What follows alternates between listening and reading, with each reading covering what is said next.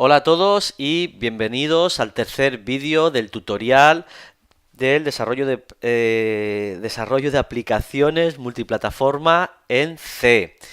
Este es el segundo vídeo en el que vamos a hablar de requisitos mínimos, de conocimientos mínimos que tenemos que tener para, seguir este tutorial y, pues nada, no perdernos, tener fluidez en el desarrollo y demás.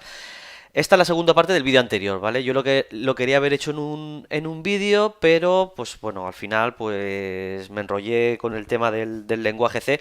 Creo que lo que dije creo que es importante, ¿vale? Porque aparte de, bueno, de dar un repaso, os transmito también, intento transmitiros mi experiencia personal en esto que ya llevo varios años y he trabajado también he trabajado y estoy trabajando en proyectos de envergadura, en proyectos grandes y al final creo que lo que yo puedo aportar, es posible que lo sepáis, ¿no? En muchas ocasiones, pero si estáis empezando en esto de la programación y os interesa, pues siempre la opinión de una persona que no es que sea ni más ni menos, simplemente que tiene la perspectiva del tiempo y la experiencia, pues os puede venir bien. Por eso quizás me enrolle hablando y esto, ¿no? Bueno, pues nada, vamos a empezar y vamos ya a cerrar de una vez por todas todo el tema de conceptos básicos y requisitos mínimos. Bueno, pues esto es todo en lo referente al lenguaje de programación. Vamos a hablar del sistema operativo, ¿vale? Del acceso básico al sistema operativo, ¿vale? ¿Qué cosas? Pues bueno, al final nuestro programa no se compone solo de bucles, variables y este tipo de cosas. Al final tiene que comunicarse con la máquina, de alguna forma o de otra. Pues viene abriendo un archivo, viene accediendo a pantalla o bien creando una ventana. Entonces vamos a hablar, al final tiene que coexistir y tiene que interactuar con el sistema operativo que lo alberga. Por lo tanto, vamos a ver conceptos básicos que tenemos que conocer a la hora de hablar con el sistema operativo, ¿no? Y manipularlo. Memoria dinámica, imprescindible, fundamental. Ya hablaré de la memoria dinámica, sobre todo de la destrucción, ¿vale? En un vídeo aparte. Ahora no quiero entrar aquí. Los lenguajes modernos todos tienen recolector de basura, ¿vale? Recolector de basura quiere decir que vosotros creáis el objeto, reserváis memoria de alguna forma, aunque bueno, no haya punteros en Java o en César o incluso en JavaScript y los lenguajes web no hay punteros, pero sí que tenéis el concepto de new, ¿vale? De reservar o crear un objeto, pero no tenéis el concepto de liberar la memoria. Eso ocurre en C y ocurre en C++. Por lo tanto, bueno, pues aquí en C hay que liberar memoria, ¿vale? Ya veremos, hablaré, ya os digo, más extensamente de todo esto, cómo se crean y destruyen objetos y de las salvaguardas que incluyen app para, pues bueno, tener ahí, tendernos una red de seguridad en caso de que, bueno, se nos olvide en algún momento liberar memoria. Archivos y directorios, ¿vale? Pues bueno, también imprescindible, ¿no? Acceder al sistema de archivos de la máquina, abrir ficheros, cerrar ficheros, leer, guardar, incluso también operaciones sobre directorios, crear directorios, movernos por el contenido de un directorio, todo este tipo de cosas básicas a nivel del sistema operativo. Con que lo hayáis hecho alguna vez, es siempre igual. Fijaros, yo aquí os pongo tres ejemplos. La librería estándar de C, Unis, las llamadas al sistema elementales de Unis y el API de Windows. Veis que al final es lo mismo, ¿no? Un fichero es un fichero aquí y en Plutón. Abrirlo, cerrarlo, leer, escribir, pues este tipo de cosas, ¿vale? Pues que lo hayáis hecho alguna vez, pues suficiente. Hebras, programación multihilo, multihebra. Bueno, esto nos va a potenciar la aplicación, determinadas aplicaciones. Sabéis que hoy en día todas las máquinas son multicore, tienen varios procesadores, varios núcleos y el utilizar hebras, pues dependiendo del caso, si el caso es paralelizable, nos va a incrementar la velocidad de ejecución una barbaridad. Pero en aplicaciones con interfaz gráfica de usuario, en aplicaciones de ventana, ¿vale? Para entendernos, el uso de hebras va a ser indispensable cuando tengamos que lanzar una tarea que tarde tiempo. ¿Por qué?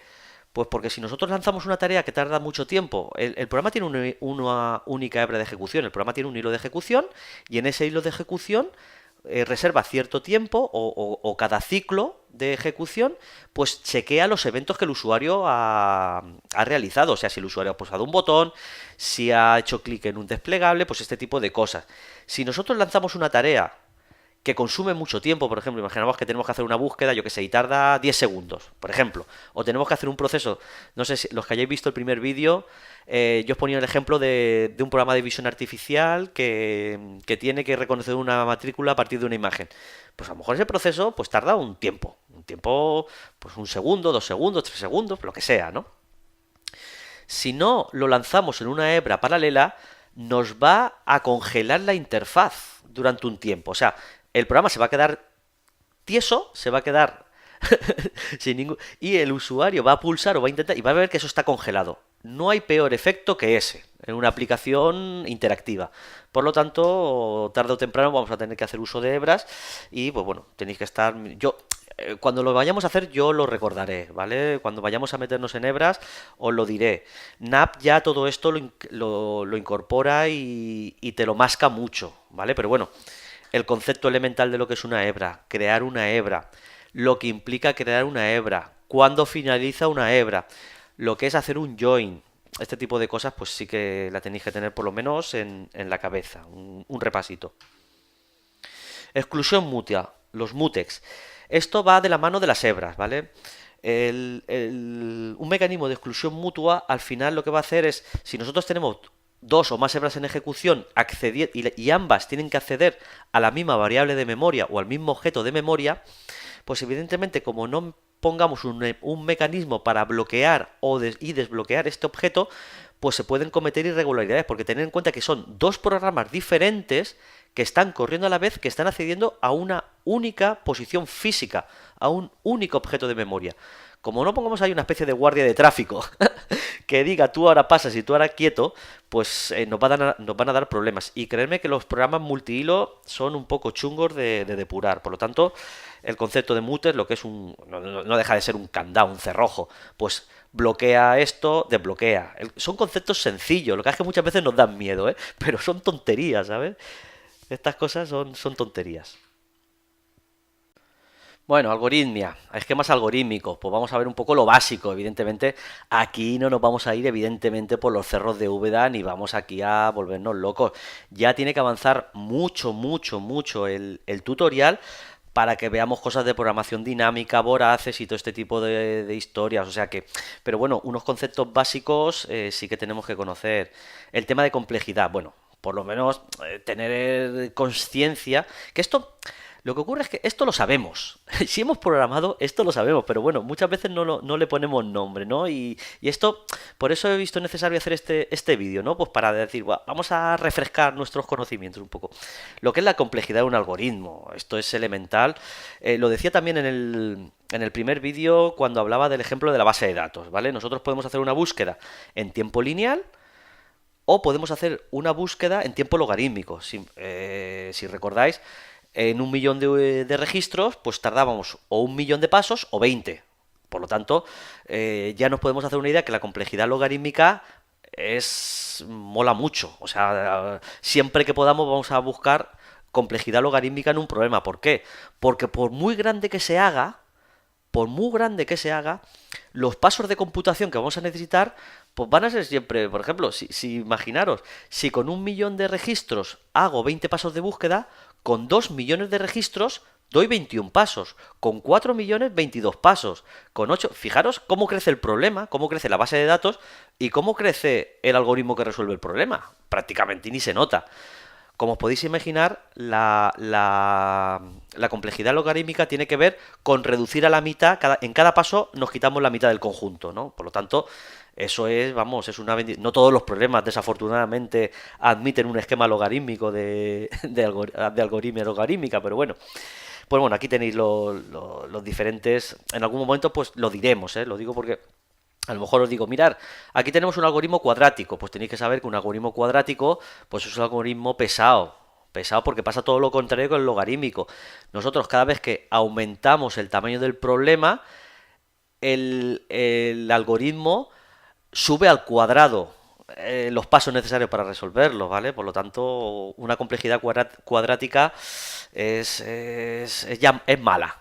Hay veces que no hay más remedio, pero y la exponencial ya nos olvidamos. O sea, cuando tengamos un algoritmo y veamos que es un problema exponencial, directamente podemos borrar el código porque es que eso, mirar, si es que hacer números con un tamaño de 10, por ejemplo, si el problema de la base de datos fuese exponencial, con un tamaño, solo con 10 usuarios, tardaríamos pues 10 por 10 por 10 por 10 por 10 por 10 elevado a 10, pues no sé, ¿cuántos? 1000 millones, lo que dé.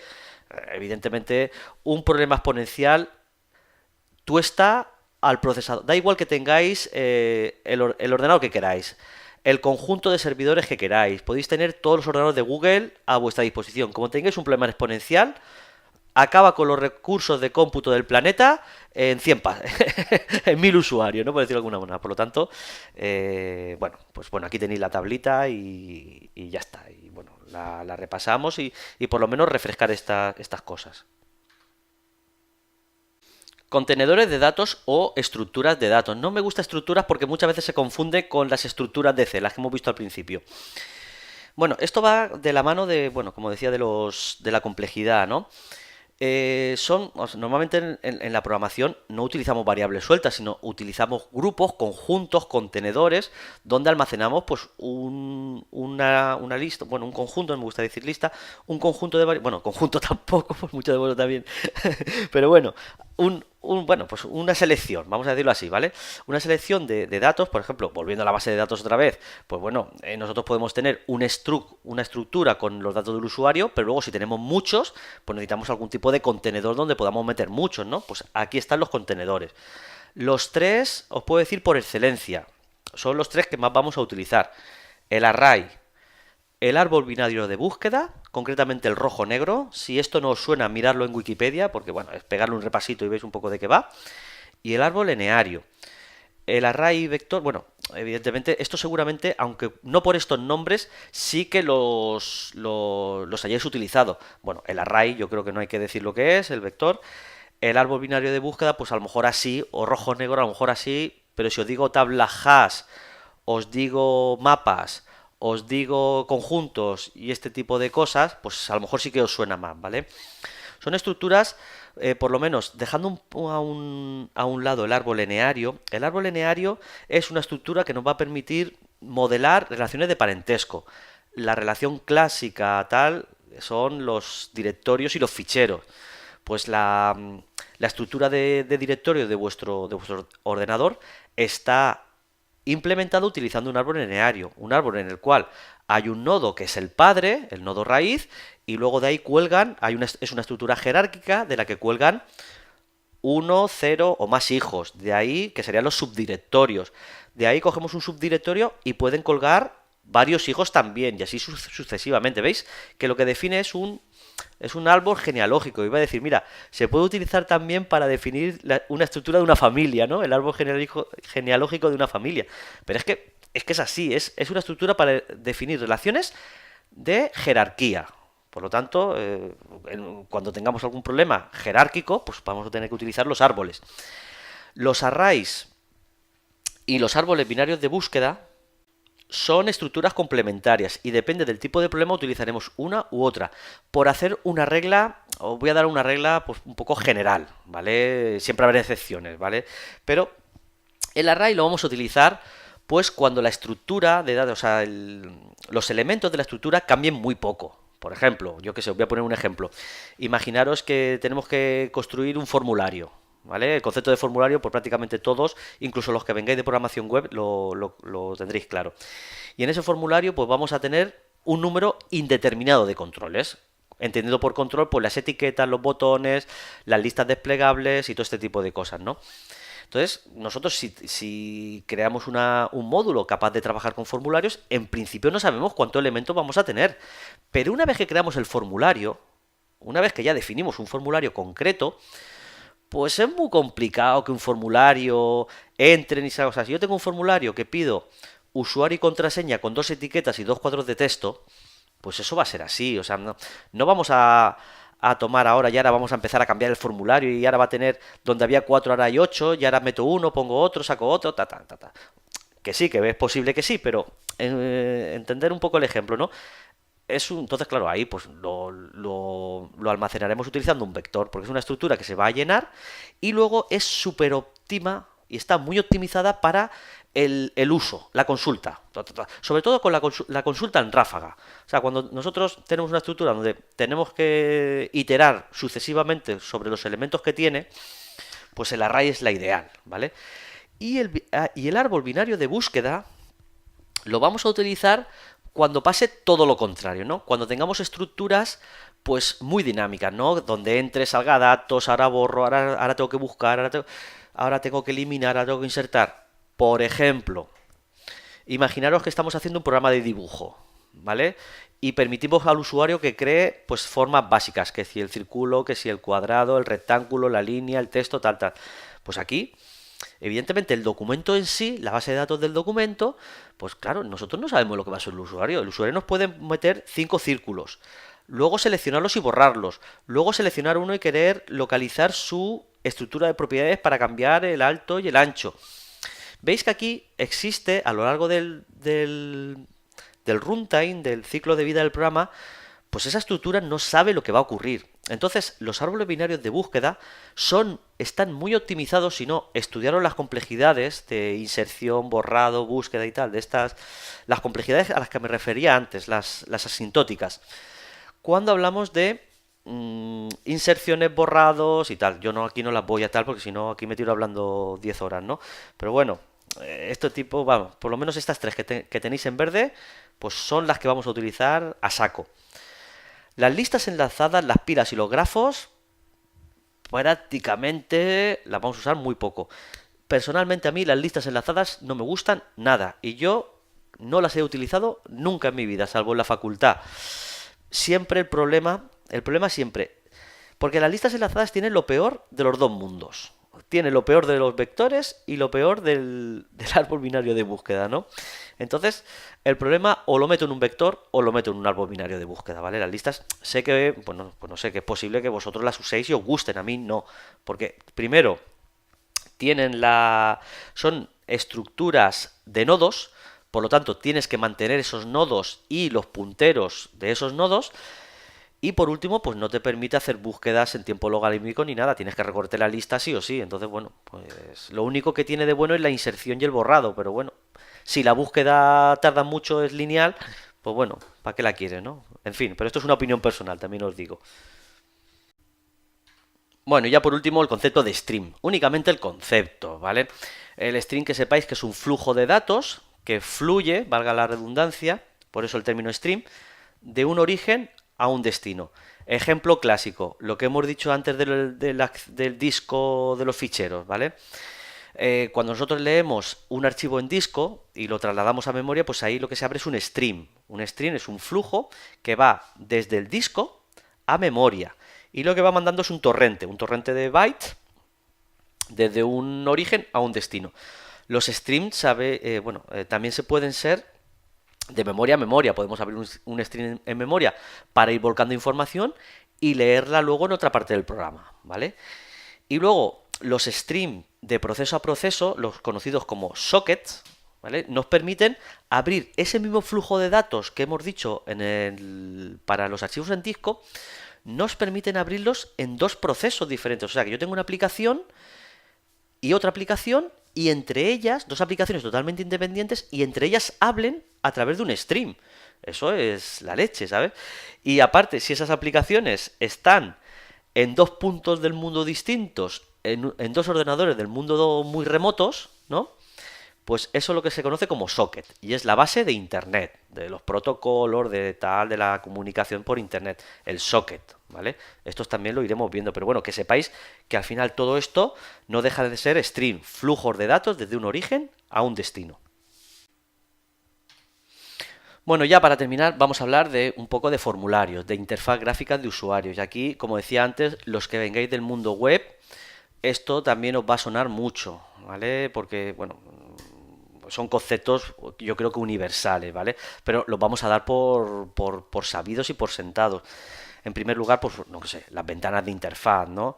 Bueno, lo típico, pues cada vez que creamos una aplicación, pues creamos una ventanita, pues con su marco, con su frame, su borde, ¿sabes? También llamado, si venís del mundo Windows, se le llama non-client area, pues que es la zona del marquito, ¿no? Donde están los botones de maximizar, de cerrar, la barra de título, el marco este que si estira se hace la ventana más grande. Bueno, pues eso es lo que se conoce como frame. Lo de dentro de la ventana, ¿vale? Nosotros le llamaremos panel, pero también se llama main view. Los que vengáis de Cocoa, tengáis experiencia con Cocoa y con el Mac, pues ahí se le llama main view. Y en Windows se le llama client area. Pues bueno, pues sabéis que es lo de dentro de la ventana, ¿sabes? También os digo que podemos crear ventanas solo con lo de dentro, ¿vale? Y eso, bueno, pues para determinados efectos y quitarles el borde, los botones y todo eso. Para determinados efectos está muy bien, ¿vale? El concepto de Z-order. Sabéis que las ventanas, aunque la pantalla es plana, se sitúan en un eje imaginario Z que va desde el fondo de la pantalla hasta nuestros ojos, podemos decir. Por lo tanto, si una ventana está más abajo de otra en su Z-order, lo que hace es que se tapa. O sea, las ventanas que están más próximas en el Z-order oclusionan o ocultan a las ventanas que están más debajo. Eso se consigue con ese, nada más que nada una lista, ¿no? que ordena en profundidad las ventanas. Y luego los tipos de ventana en cuanto a su comportamiento. Ventanas modales, que sabéis que son esas que emergen como tipo cuadro de diálogo y todo esto, ¿no? Que cuando os pide algún dato el programa, todo el programa se bloquea hasta que le metéis el dato, ¿no? Y aceptáis la ventana. Pues esas son las modales. Las overlay, que son como las modales, están encima siempre, están ahí como, ya te digo, como son más importantes, pero que no te bloquean el programa de abajo, ¿vale? Y la main window, pues bueno, la ventana principal de la aplicación, que siempre hay una, aunque una aplicación puede tener varias ventanas, siempre hay una que es la que manda, que es la principal. Bueno, pues este concepto supongo que todos lo tenemos claro.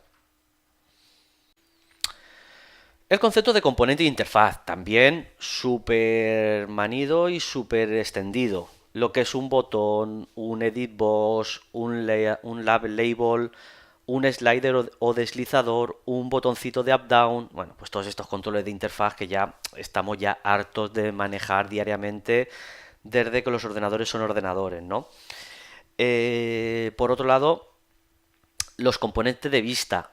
Los de arriba podemos decir que son componentes de acción, son componentes de clicar, deslizar, este tipo de cosas. Y por norma general tendrán un alto fijo. Fijaros que un botón puede tener diferentes anchos, pero siempre el alto, siempre está, pues no sé, dependiendo del skin que tengamos activado o de la estética del sistema operativo, pues siempre tiene un alto, pues más o menos tal, pero siempre es constante, ¿no? Las de abajo, llamados también componentes de vista, son componentes rectangulares, en principio de tamaño indeterminado, ¿vale? O indefinido, entre los que se encuentran, pues no sé, la vista en tabla para información tabulada, la vista de texto, la custom view, pues es una vista libre, una vista que nos va a permitir, la tenemos implementada en app también, nos va a permitir pues dibujar lo que queramos, ¿no? Pero que ese dibujar lo que queramos, esté integrado en el formulario principal, ¿no? Y si nosotros estiramos la ventana y se hace más grande o se hace más pequeña, pues esa custom view pues también se vaya adaptando a esos cambios. El OpenGL View, que no deja de ser un custom view, pero que ya entiende OpenGL, que ahí ya podemos dibujar escenas en 3D. El Split View, bueno, es estas que están partidas y estiramos bien en horizontal, bien en vertical, para hacer más grande o más pequeño el lado izquierdo o derecho, ¿no? O el superior o inferior. Bueno, pues bueno, los componentes de interfaz de toda la vida. Y por último, el concepto de layout o layout, como me escucharéis muchas veces decirlo a mí, ¿no? Bien, en NAP vamos a hacer un uso súper intensivo de todo esto a la hora de componer las interfaces de usuario, los paneles, los formularios, ¿no? Está inspirado en Java Swing, o sea, concretamente en el grid layout. Si le pegáis un vistazo o tenéis experiencia en esto, cuando programemos con NAP, esto vais a ver como que es casi lo mismo, porque a mí, yo no soy programador Java, no tengo experiencia en Java y Java lo he tocado muy poco. Pero yo recuerdo que en la facultad, la librería Swing me enamoró, me encantó. Principalmente porque se ocupaba de componer las interfaces. A mí me ponía muy nervioso el editor de recursos de Windows, ¿qué queréis que os diga? Eso de estar, clico el botón, lo muevo un píxel, no sé qué, ahora tengo que cambiar el texto, estiro el botón, ¿no? Y siempre quedaban feos. No sé, porque supongo que vosotros a lo mejor tenéis mucha más práctica en este tipo de, de asistentes y editorios visuales, pero a mí me ponían y aparte siempre me quedaba horrendo, ¿no? La interfaz. Pues yo cuando probé Swing en un par de proyectos, yo flipaba, digo, ostras, si yo creo el botón, lo meto en el layout y ya él se encarga y de hacerlo grande, tal. Y si estiro la ventana, pues él se encarga de estirarlo y tal. Y si quiero que se pegue aquí, pues lo pongo en un enum A mí me encantó. Por lo tanto, según si os acordáis en el primer vídeo, os dije que yo empecé a crear NetGUI como una pequeña librería de funciones, ¿vale? Para crear interfaces gráficas de usuario. Pues uno de los detonantes para que yo empezara a crear es este, el poder componer interfaz de usuario desde el propio código. Porque luego veréis que a la hora de enlazar los eventos y ese tipo de cosas, pues está todo a la mano, está súper cómodo y no tengo que abrir un editor de recursos, luego crear un controlador, enlazar el controlador y pum, pum, pum. Que a lo mejor vosotros estáis acostumbrados a este tipo de sistema y os va muy bien y os gusta, pues oye, perfecto, ¿no? Pero a mí no, a mí me ponía nervioso y sobre todo que no me hacía productivo, ¿vale? El tener que estar constantemente manipulando varios ficheros para crear una simple interfaz, pues no me gustaba. Y luego hay otros dos temas añadidos a esto. El primero es la portabilidad. O sea, yo, si, como veis ahí, yo hago un botón create y ese botón create pues va a funcionar en Mac, en donde sea, en Windows y en donde sea.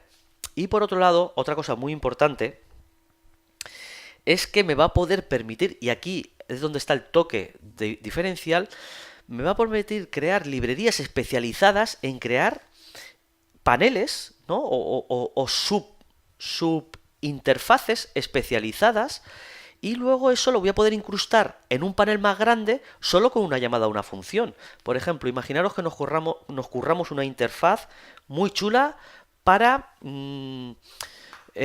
manipular vectores 3D. Pues hacemos, pues no sé, las casillas para meter el dato con sus controlitos up-down, para subir el vector, el valor del vector en décimas. Está currado. Con su vistita gráfica que pinta el vector, nos creamos ahí una interfaz. Si lo metemos eso en una librería y le damos un nombre a la función, por ejemplo, v3d panel, por ejemplo, vector 3D, el panel del vector 3D, siempre que necesitamos un vector 3D, podemos llamar a esa función e incrustarlo y además ese panel pues se va a dimensionar, se va a integrar. Si estiramos la ventana principal, ese panel se va a hacer más grande, más pequeño, y ya está, y no tenemos que hacer nada más. Si eso lo tenemos que hacer con el editor gráfico, ya tenemos que estar copy, pega, no sé qué. Ahora esto parece que no queda bien, no sé. Yo os digo que a mí eso me saca de los nervios, porque aparte me saca de mi ciclo de producción, ¿no? Yo cuando tengo que crear una interfaz de usuario, a lo mejor estoy pensando, estoy codificando el programa y me tengo que ir a la interfaz de usuario, digo, bueno, ya mañana la hago porque tengo que estar despejado para esto, porque ya me rompe el ciclo neuronal, vamos a decirlo así, ¿vale? Bueno, pues aquí lo tenemos en un esquema, ¿no?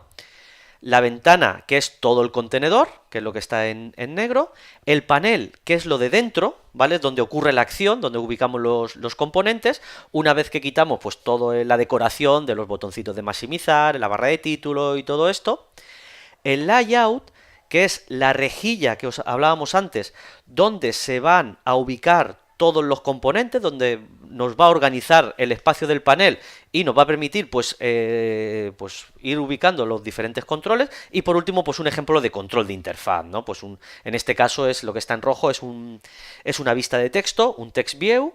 Pues bueno, controles van a hacer pues igual que los botones, los check, los sliders o pues, todas estas cosas, ¿vale?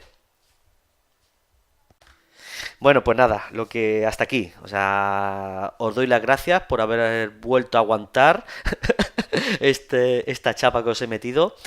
Ya sí, ya de verdad que os prometo que el próximo vídeo sí que vamos ya a empezar a tocar código, ya se ha acabado la teoría, ya os he contado todo lo que quería contaros, ya hemos sentado las bases y a partir de aquí vamos a saco. Muchas gracias y que vaya bien.